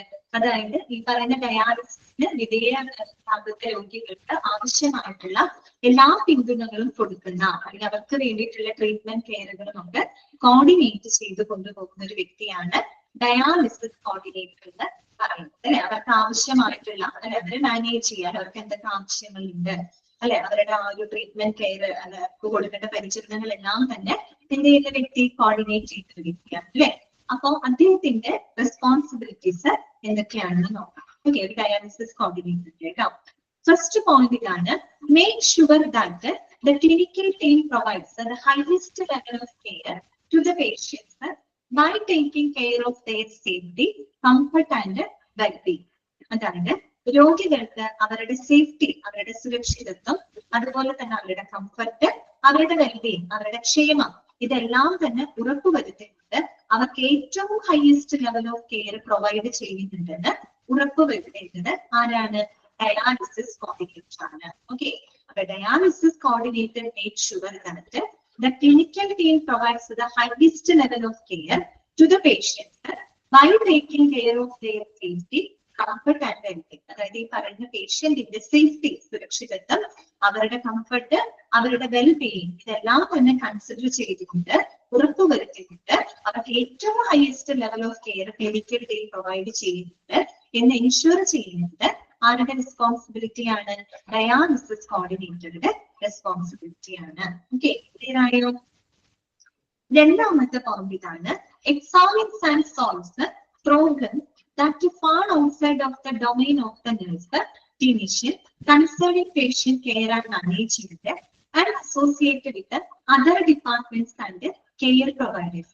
ഇതാണ് പറയുന്നത്, examines and solve the problem that fall outside of the domain of the nurse, clinician, and concerning patient care and management. അതായത് ഒരു രോഗിയുടെ 56, ഇത് പഴയ പ്രിന്റ് ആണ് കേട്ടോ, ഇത് പഴയ പ്രിന്റ് ആണ്. നിങ്ങൾ നോക്കേണ്ടത്, നിങ്ങൾ ടെക്സ്റ്റ് ബുക്ക് നോക്കിയാൽ മതി കേട്ടോ. അതായത് ഇവിടെ പേജ് നമ്പർ 51 ആണ്, അത് കുഴപ്പമില്ല. ഞങ്ങളുടെ പ്രിന്റിൽ അങ്ങനെയാണ് കേട്ടോ, കുഴപ്പമില്ല. അതായത് അതിൽ ഉദ്ദേശിച്ച കാര്യം ഇത്രയേ ഉള്ളൂ, ഒരു നഴ്സ്, അതുപോലെ തന്നെ ഒരു ക്ലിനീഷ്യൻ, അതായത് ഒരു നഴ്സ്, അതുപോലെ തന്നെ ഒരു ഡോക്ടർ, പിന്നെ നമ്മളെ പേഷ്യന്റിന്റെ പരിചരണങ്ങളും മാനേജ്മെന്റുമായിട്ട് ബന്ധപ്പെട്ട മറ്റ് മെഡിക്കൽ സ്റ്റാഫുകളൊക്കെ ഉണ്ടാവുമല്ലോ ഹോസ്പിറ്റലില്. അപ്പം അവരുടെ ഏരിയ ഓഫ് എക്സ്പെർട്ടൈസിന് അപ്പുറത്തേക്ക് വരുന്ന പല പ്രോബ്ലംസുകള് കൃത്യമായിട്ട് പരിശോധിച്ച് അതിനെ സോൾവ് ചെയ്യാനുള്ള ഉത്തരവാദിത്തം ആർക്കുണ്ട്? ഡയാലിസിസ് കോർഡിനേറ്റർക്ക് ഉണ്ട്. ഓക്കെ, അപ്പൊ നമുക്കറിയൊരു ഡോക്ടർ, നഴ്സ്, മറ്റ് മെഡിക്കൽ സ്റ്റാഫുകൾക്ക് അവർക്ക് അവരുടേതായ കുറെ ഡ്യൂട്ടീസ് ആൻഡ് റെസ്പോൺസിബിലിറ്റി അല്ലേ? പ്രത്യേകിച്ച് പേഷ്യന്റിന്റെ കെയർ ആൻഡ് മാനേജ്മെന്റുമായിട്ട് ബന്ധപ്പെട്ട് അവർക്ക് അവരുടേതായ റെസ്പോൺസിബിലിറ്റി ഉണ്ട്. അതിന് അവരുടെ ഏരിയ ഓഫ് എക്സ്പെർട്ടൈസ് ആണ് അല്ലെ. അപ്പൊ അത്തരം ഏരിയകൾക്ക് അപ്പുറത്തേക്ക് വരുന്ന ചില ഇഷ്യൂസുകൾ വരും അല്ലെ. അത്തരം ഏരിയകൾക്ക് അപ്പുറത്തേക്ക് വരുന്ന ബിയോണ്ട് ആയിട്ട് വരുന്ന പ്രോബ്ലംസുകൾ ഉണ്ടാവാം. അങ്ങനെയുള്ള പ്രോബ്ലംസുകളൊക്കെ കൃത്യമായിട്ട് വിലയിരുത്തി അത് സോൾവ് ചെയ്യാനുള്ള ഒരു റെസ്പോൺസിബിലിറ്റി ആർക്കാണ്? ഡയാലിസിസ് കോർഡിനേറ്റർക്കാണ് ഉള്ളത്. അതിന് വേണ്ടിയിട്ട് അദ്ദേഹം എന്ത് ചെയ്യണം? Associate with other departments and care providers. അപ്പൊ രോഗിക്ക് ഏറ്റവും നല്ലൊരു ക്വാളിറ്റി കെയർ കൊടുക്കുന്നതിന് വേണ്ടിയിട്ട് അല്ലെ, പ്രശ്നങ്ങളെല്ലാം പരിഹരിച്ചുകൊണ്ട് അവർക്ക് ഏറ്റവും നല്ലൊരു ഒരു ക്വാളിറ്റി ട്രീറ്റ്മെന്റ് പ്രൊവൈഡ് ചെയ്യുന്നതിനായിട്ട് മറ്റുള്ള ഡിപ്പാർട്ട്മെന്റുകളും കെയർ പ്രൊവൈഡേഴ്സുമായിട്ട് അസോസിയേറ്റ് ചെയ്ത് അവരുമായിട്ട് സഹകരിച്ച് പ്രവർത്തിക്കുക.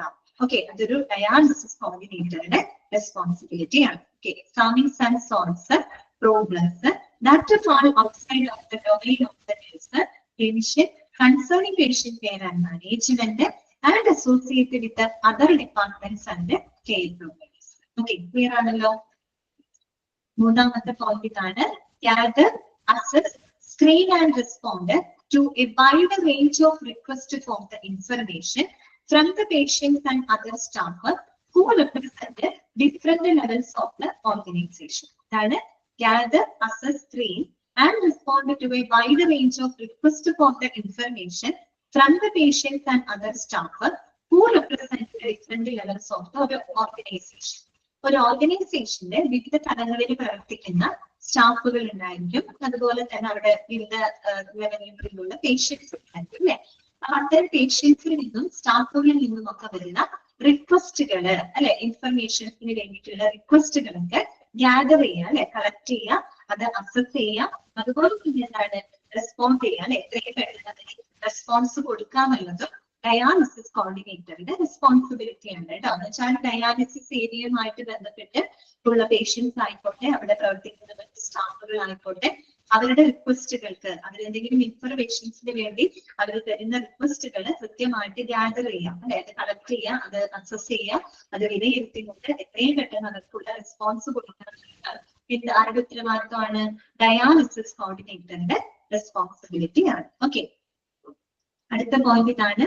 Helps in the development and implementation of the discharge plans including apt community services. അതായത് അനുയോജ്യമായിട്ടുള്ള കമ്മ്യൂണിറ്റി സേവനങ്ങൾ ഉൾപ്പെടുന്ന രീതിയിൽ ഡിസ്ചാർജ് പ്ലാനുകൾ തയ്യാറാക്കുക, അതുപോലെ തന്നെ ഇംപ്ലിമെന്റ് ചെയ്യുക, നടപ്പിലാക്കുക. അതായത് കമ്മ്യൂണിറ്റി സർവീസ് എന്ന് പറഞ്ഞാൽ ഒരു ഡയാലിസിസ് കഴിഞ്ഞു പോകുന്ന പേഷ്യന്റ് ആണെന്നിരിക്കട്ടെ, ആ ഒരു പേഷ്യന്റിന് വീട്ടിലെത്തി കഴിഞ്ഞാലും അവർക്ക് ചില കെയറിംഗ് മറ്റു കിട്ടണം. ഇപ്പൊ കമ്മ്യൂണിറ്റി സർവീസ് എന്ന് പറയുമ്പോൾ ഇപ്പൊ ഹോം ഹെൽത്ത് കെയർ സർവീസുകള് അല്ലെ, അല്ലെങ്കിൽ റീഹാബിലിറ്റേഷൻ സർവീസുകള്, സോഷ്യൽ വർക്ക്, ഇതൊക്കെ കമ്മ്യൂണിറ്റി സർവീസുകളാണ്. ഇപ്പൊ ഡയാലിസിസ് കഴിഞ്ഞു പോകുന്ന ഒരു പേഷ്യന്റ് ആണ്, അവർ വീട്ടിലേക്ക് പോകുന്ന ആഴ്ചയിൽ ഒരു 2 ദിവസം അവർക്ക് ഒരു ഹോം ഹെൽത്ത് കെയർ നഴ്സിന് വേണമെങ്കിൽ പ്രൊവൈഡ് ചെയ്യാം. കാര്യം അവരുടെ ആ ഒരു രോഗാവസ്ഥ, അവരുടെ ആ ഒരു അവസ്ഥയെ മനസ്സിലാക്കാനും അവർക്ക് വേണ്ട എന്തെങ്കിലും സപ്പോർട്ട് കൊടുക്കാനായിട്ട് ഒരു ഹോം ഹെൽത്ത് കെയർ നഴ്സിന് വേണമെങ്കിൽ പ്രൊവൈഡ് ചെയ്യാം അല്ലെ. അതുപോലെ തന്നെ റീഹാബിലിറ്റേഷൻ പ്രോഗ്രാമുകൾ, ഇപ്പൊ ഡയാലിസിസ് കഴിഞ്ഞു പോകുന്ന ഒരു പേഷ്യന്റ് ആണ്, അവർക്ക് റീഹാബിലിറ്റേഷൻ സർവീസുകൾ കൊടുക്കാനായിട്ട് അവർ താമസിക്കുന്ന ലോക്കൽ ഏരിയയുമായിട്ട് ബന്ധപ്പെട്ട് ഏതെങ്കിലും റീഹാബിലിറ്റേഷൻ സെന്ററിൽ അവർക്ക് ആവശ്യമായിട്ടുള്ള സേവനങ്ങൾ പ്രൊവൈഡ് ചെയ്ത് കൊടുക്കുക. അങ്ങനെ ആ ഒരു രീതിയിൽ കമ്മ്യൂണിറ്റി സേവനങ്ങൾ ഉൾപ്പെടുന്ന രീതിയിൽ നമ്മുടെ ഉദ്ദേശിക്കുന്നത് ഇത്രയേ ഉള്ളൂ. ആ ഒരു പേഷ്യന്റിന് കൊടുക്കുന്ന പരിചരണം ഹോസ്പിറ്റലിൽ മാത്രം ഒതുങ്ങി നിൽക്കാതെ അവര് അവിടുത്തെ ട്രീറ്റ്മെന്റ് കഴിഞ്ഞ് അവര് വീട്ടിൽ പോകുമ്പോഴും ആ ഒരു കണ്ടിന്യൂറ്റി കെയർ ഉറപ്പുവരുത്താനായിട്ട് ആവശ്യമായിട്ടുള്ള കമ്മ്യൂണിറ്റി സേവനങ്ങൾ ഉൾപ്പെടുത്തിക്കൊണ്ടുള്ള ഡിസ്ചാർജ് പ്ലാനുകൾ തയ്യാറാവുക. ഡിസ്ചാർജ് പ്ലാനുകൾ തയ്യാറാക്കിയാൽ മാത്രം പോരാ, അതിന് ശരിയായ രീതിയിൽ എന്തിനാണ് ഇംപ്ലിമെന്റ് ചെയ്യുന്നത് കേട്ടോ, നടപ്പിലാണ്. ആരുടെ റെസ്പോൺസിബിലിറ്റിയിൽ വരുന്നതാണ്? ഡയാലിസിസ് കോർഡിനേറ്ററുടെ റെസ്പോൺസിബിലിറ്റിയിൽ വരുന്നതാണ് കേട്ടോ. Helps in the development and implementation of the discharge plans including after community services. Okay, അടുത്ത പോയിന്റ് ഇതാണ്. Assist with insurance issues required to get outpatient dialysis services through communication with the facilities verification process. എന്താണ്? assist with the insurance issues required to get outpatient dialysis services through communication with the facilities verification process. അതായത് ഈ പറയുന്ന out പേഷ്യൻസിന് അവർക്ക് dialysis സേവനങ്ങൾ ലഭിക്കുന്നതിന് വേണ്ടിയിട്ടുള്ള എല്ലാവിധ ഇൻഷുറൻസ് ഇഷ്യൂസുകളെയും അവരെ അസിസ്റ്റ് ചെയ്യുക അല്ലെ. നമുക്കറിയാം, ഇപ്പൊ ഇൻഷുറൻസ് ഒക്കെ എടുത്തിട്ടുള്ള പേഷ്യൻസ് ആണെങ്കിൽ ഇവര് ഡയാലിസിസ് സേവനങ്ങൾ അവർക്ക് ലഭിക്കണം. അവർക്ക് ഹെൽത്ത് ഇൻഷുറൻസ് പോളിസി എടുത്തിട്ടുണ്ടെങ്കിൽ അതിലൂടെ കുറെ എക്സ്പെൻസുകൾക്ക് അവർക്ക് കവറേജ് ലഭിക്കും അല്ലെ. അപ്പൊ എന്ത് ചെയ്യും? ഈ പറയുന്ന ഇൻഷുറൻസ് കമ്പനികൾ വന്ന് വെരിഫിക്കേഷനും മറ്റും നടത്തും അല്ലെ. ഈ രോഗിക്ക് അസുഖങ്ങളും കാര്യങ്ങളും ഏത് ലെവലിലാണ് എങ്ങനെയാണ് എന്നുള്ള കാര്യങ്ങളൊക്കെ കമ്പനി വന്ന്, ഇൻഷുറൻസ് കമ്പനികൾ വന്നിട്ട്, കമ്പനി നേരിട്ട് വരികയല്ല, അതിന്റെ റെപ്രസെന്റേറ്റീവ്സ് വന്ന് അതിന്റെ വെരിഫിക്കേഷൻ പ്രോസസ്സുകളും മറ്റുമൊക്കെ നടത്തും അല്ലെ. അപ്പൊ ഈ പറയുന്ന ഔട്ട് പേഷ്യൻസിന് അവർക്ക് ഡയാലിസിസ് വേണ്ടിയിട്ടുള്ള എല്ലാവിധ ഇൻഷുറൻസ് ഇഷ്യൂസുകളും അവരെ അസിസ്റ്റ് ചെയ്യാം. ഇൻഷുറൻസ് ഇഷ്യൂസ് ഒക്കെ വരുമ്പോൾ അവരതിന് വേണ്ടിയിട്ട് സപ്പോർട്ട് ചെയ്യാം. അങ്ങനെയുള്ള കാര്യങ്ങളൊക്കെ ക്ലെയിമൊക്കെ എളുപ്പം പ്രോസസ് ചെയ്ത് ലഭിക്കാനായിട്ട് അവർക്ക് വേണ്ട ഡോക്യുമെന്റ്സുകളൊക്കെ കൊടുത്തുകൊണ്ട് അവരെ അസിസ്റ്റ് ചെയ്യാനുള്ള റെസ്പോൺസിബിലിറ്റി, അവർക്ക് വേണ്ട പിന്തുണ കൊടുക്കാനുള്ള responsibility ആർക്കുണ്ട്? Dialysis കോർഡിനേറ്റർക്ക്.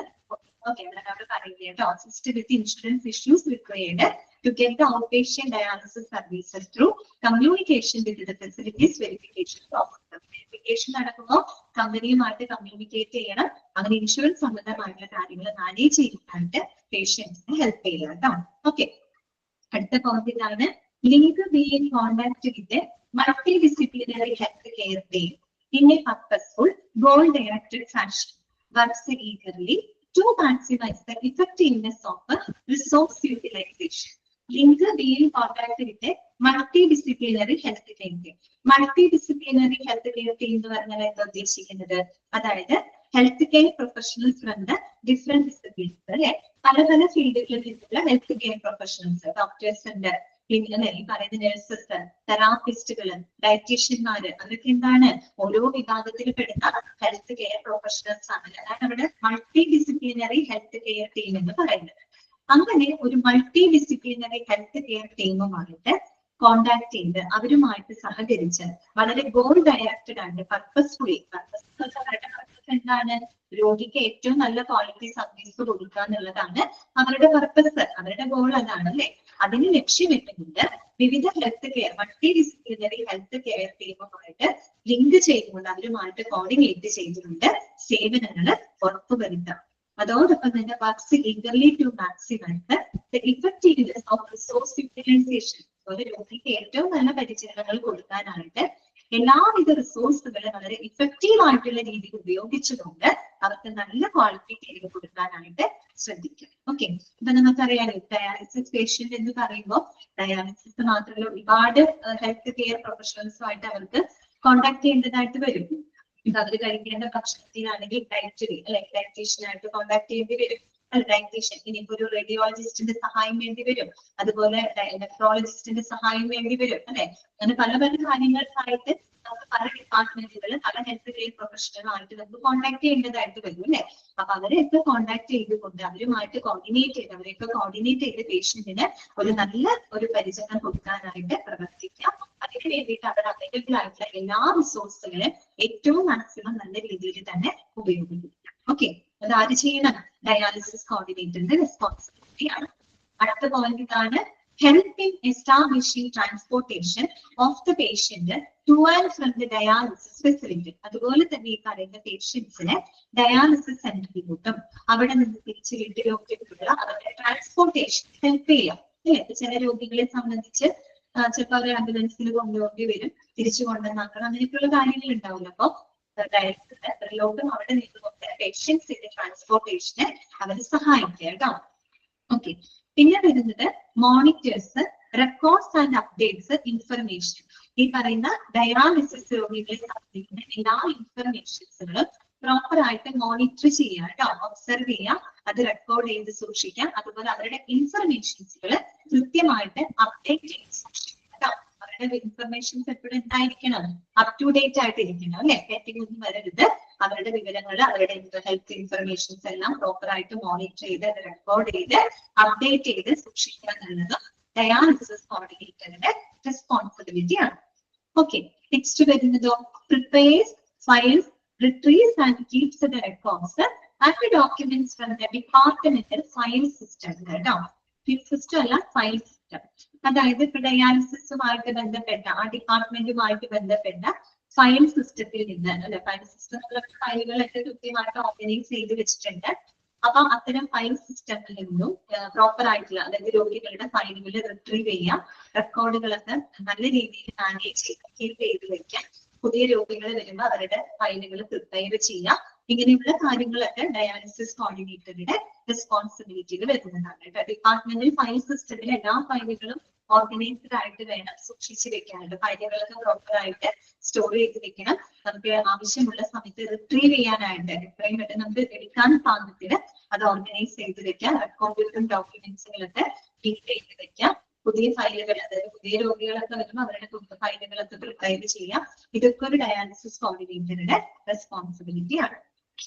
Last and final point ആണ്, attends daily rounds or meetings to discuss schedule, patient requirements and to continue improvement efforts or reminders.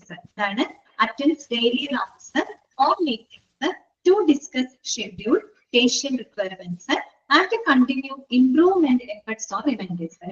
അതുപോലെ തന്നെ പേഷ്യൻസിന്റെ അവരുടെ ഷെഡ്യൂളുകൾ ഡിസ്കസ് ചെയ്യാനും അവരുടെ ആവശ്യകതകൾ മനസ്സിലാക്കാനും അതുപോലെ അവരുടെ ട്രീറ്റ്മെന്റിന്റെ ഷെഡ്യൂളൊക്കെ ചെയ്തിട്ടുണ്ടാവുമല്ലോ, റെക്കമെൻഡ് ചെയ്ത ഷെഡ്യൂളുകളെ പറ്റിയിട്ടൊക്കെ അവരെ ഓർമ്മപ്പെടുത്താനും മറ്റുമായിട്ട് ഡെയിലി റൗണ്ട്സുകൾ നടത്തുക കേട്ടോ.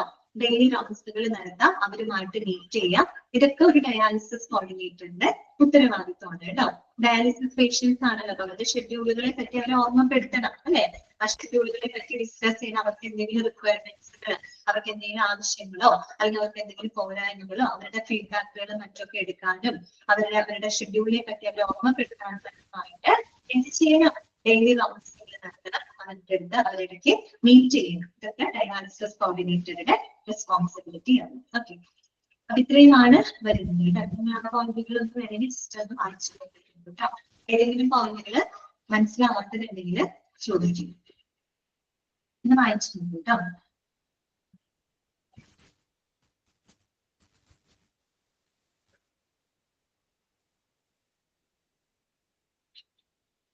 അതായത് ഒരു രോഗിയുടെ സേഫ്റ്റി, കംഫർട്ട്, അതുപോലെ അവരുടെ ക്ഷേമം ഉറപ്പുവരുത്തുന്ന രീതിയിൽ ക്ലിനിക്കൽ ടീമിനെയൊക്കെ മാനേജ് ചെയ്യാം. അതുപോലെ തന്നെ ഡോക്ടർ, നഴ്സ് അവരുടെ അപ്പുറത്തേക്കൊക്കെയുള്ള ഇമ്പോർട്ടന്റ് ആണ് ഷംസീന, അവരുടെ ഏരിയ ഓഫ് എക്സ്പെർട്ടൈസിന് അപ്പുറത്തേക്കുള്ള പ്രോഗ്രാമുകളൊക്കെ എക്സാമിൻ ചെയ്യാം, സോൾവ് ചെയ്യാം.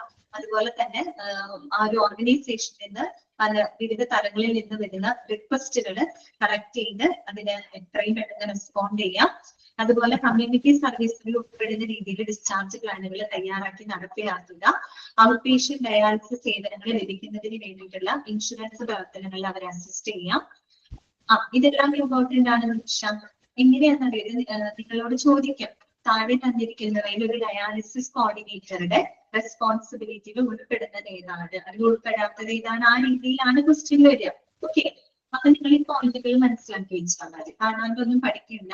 ഇത് ഓരോ പോയിന്റ് ക്ലിയർ ചെയ്ത് വെക്കാം. പോയിന്റ് വായിക്കുന്നത് നിങ്ങൾക്ക് മനസ്സിലാവണം, അത് ഡയാലിസിസ് കോർഡിനേറ്ററുടെ റെസ്പോൺസിബിലിറ്റി ആണെന്നുള്ളത് നിങ്ങൾക്ക് മനസ്സിലാക്കാൻ പറ്റും. വേറെ ഒന്നുമില്ല. എന്തായാലും നിങ്ങൾക്ക് ഒബ്ജക്റ്റീവ് ടൈപ്പ് അല്ലേ ക്വസ്റ്റ്യൻസ്, അത് എളുപ്പമല്ലേ, ഡിസ്ക്രിപ്റ്റീവ് അല്ലല്ലോ. നമുക്കത് ഇതൊക്കെ മനസ്സിലേക്ക് വായിച്ച് നമുക്ക് ആ ക്വസ്റ്റ്യൻ പേപ്പറിൽ കാണുമ്പോൾ ഈസി ആയിട്ട് ഐഡന്റിഫൈ ചെയ്യാൻ പറ്റില്ലേ. അത്രയും ഓക്കെ. അപ്പൊ ഇതോട് കൂടിയിട്ട് നമ്മുടെ ഈ ചാപ്റ്ററിന്റെ അവസാനമൊക്കെയാണ് കേട്ടോ. നെക്സ്റ്റ് ക്ലാസ്സിൽ നമുക്ക് മാനേജ്മെന്റ് ഓഫ് സ്പില്ലേജ് വേസ്റ്റ് എന്ന് പറയുന്ന പുതിയൊരു ചാപ്റ്റർ നമുക്ക് സ്റ്റാർട്ട് ചെയ്യാം. അത് എളുപ്പമുള്ള ചാപ്റ്റർ ആണ് കേട്ടോ. സ്പില്ലേജ് വേസ്റ്റ് മാനേജ്മെന്റുമായിട്ട് ബന്ധപ്പെട്ട ചാപ്റ്റർ ആണ്. അത് നെക്സ്റ്റ് ക്ലാസ്സിൽ എഴുതാം. അപ്പൊ ഈ ഡയാലിസിസ് എന്ന് പറയുന്ന ചാപ്റ്റർ ചോദിച്ചോ മെസ്സേജ് ചെയ്തോ.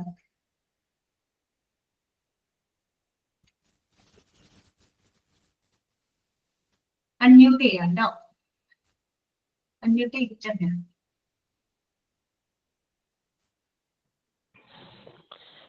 മാം, ഈ ഹോസ്പിറ്റൽ അഡ്മിനിസ്ട്രേഷൻ ഡിപ്പാർട്ട്മെന്റില് ഓരോ ഇപ്പൊ എല്ലാ പാഠത്തിലും ഹോസ്പിറ്റൽ അഡ്മിനിസ്ട്രേഷൻ മസ്റ്റ് എൻഷുർ എന്ന് പഠിക്കാനുണ്ടല്ലോ.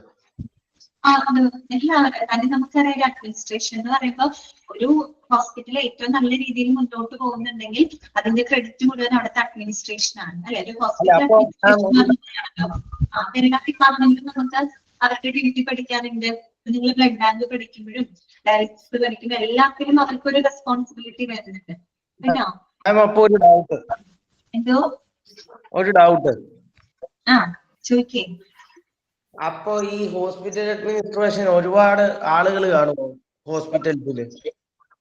പിന്നെ അഡ്മിനിസ്ട്രേഷൻ എന്ന് പറയുമ്പോൾ അതിന് ഒരുപാട് തലങ്ങളുണ്ട്, ഒരുപാട് പൊസിഷൻസുകളുണ്ട്. ഹോസ്പിറ്റൽ അഡ്മിനിസ്ട്രേഷൻ എന്ന് പറഞ്ഞാൽ പല പല എന്താണ് ഇതുണ്ട്. സിഇഒ തൊട്ട് സിഇഒ, CFO അങ്ങനെയൊക്കെ ഒരുപാട് ഉണ്ട്, ഓരോ തലങ്ങളുണ്ട്. ഓക്കെ, എല്ലാ ഡിപ്പാർട്ട്മെന്റിലും ഓഫീസ്, ഹോസ്പിറ്റൽ അഡ്മിനിസ്ട്രേഷൻ എല്ലാ ഡിപ്പാർട്ട്മെന്റിലും ഓഫീസ് കാണും അല്ലേ? എല്ലാ ഡിപ്പാർട്ട്മെന്റിലും ഓഫീസാണ്. ഇല്ലടാ, ഹോസ്പിറ്റൽ അഡ്മിനിസ്ട്രേഷൻ എന്ന് പറയുമ്പോൾ ഇതാണ്. ഹോസ്പിറ്റൽ അഡ്മിനിസ്ട്രേഷൻ എന്ന് പറയാൻ ഹോസ്പിറ്റൽ മൊത്തം മാനേജ് ചെയ്യുന്ന ഒരു ടീമാണ്. ഓക്കെ, ഹോസ്പിറ്റലിൽ ഒരുപാട് ഡിപ്പാർട്ട്മെന്റുകൾ ഉണ്ടാകുകയാണ്, ഒരുപാട് ഡിപ്പാർട്ട്മെന്റുകൾ ഉണ്ടാകും. ആ മൊത്തം ഹോസ്പിറ്റലിന്റെ കാര്യങ്ങൾ ഫുൾ മാനേജ് ചെയ്യുന്നത് ആരാണ്? അഡ്മിനിസ്ട്രേഷൻ ആണ്. ഓക്കെ,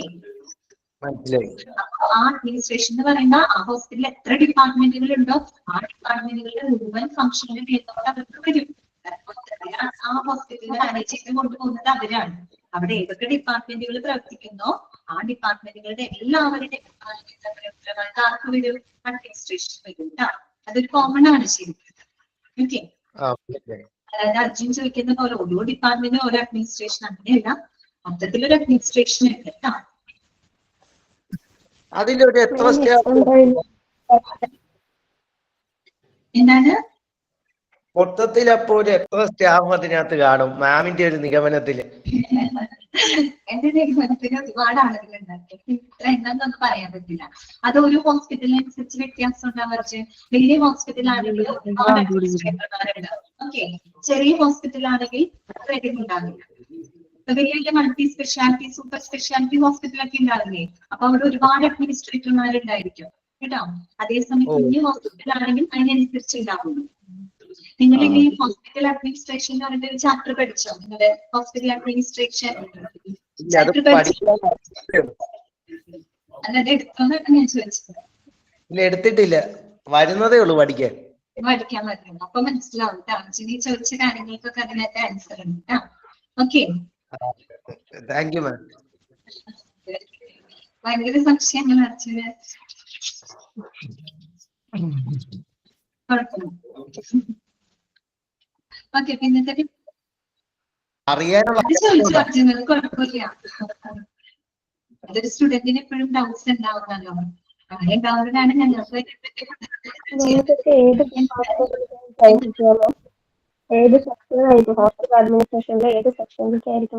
അത് ഏത് സെക്ഷനിൽ വേണമെങ്കിൽ കിട്ടാൻ പറ്റുന്ന, അത് നമ്മുടെ ക്വാളിഫിക്കേഷൻ അനുസരിച്ചൊക്കെ ഏത് ഡിപ്പാർട്ട്മെന്റിൽ നമുക്ക് കിട്ടാട്ടോ. ഒരുപാട് സാധ്യതകളുണ്ട്.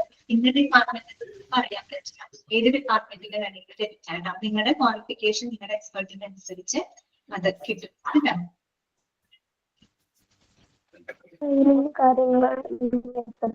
അതാ ഞങ്ങളെന്നെ കണ്ടുപിടിക്കുന്നത്. എന്താണ് റെക്സിനെ ക്ലിയർ ആവുന്നില്ല? ട്രെയിനിങ് എക്സാം കഴിഞ്ഞിട്ട് ട്രെയിനിങ് പോണ്ടേ? റെക്സിനെ പറയുന്നത് ട്രെയിനിങ് ഇല്ലേ? ക്ലാരിറ്റി കിട്ടുന്നില്ല, അതൊന്ന് മെസ്സേജ് ചെയ്യാമോ? ട്രെയിനിങ് ഇല്ലേ? എക്സാം കഴിഞ്ഞിട്ടേ ട്രെയിനിങ് ഇല്ലേ? എക്സാം കഴിഞ്ഞിട്ട്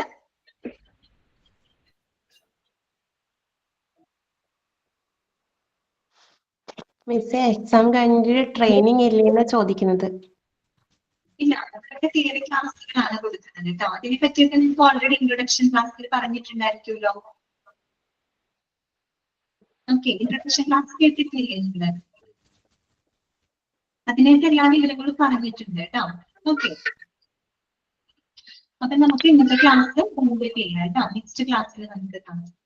താങ്ക് യു.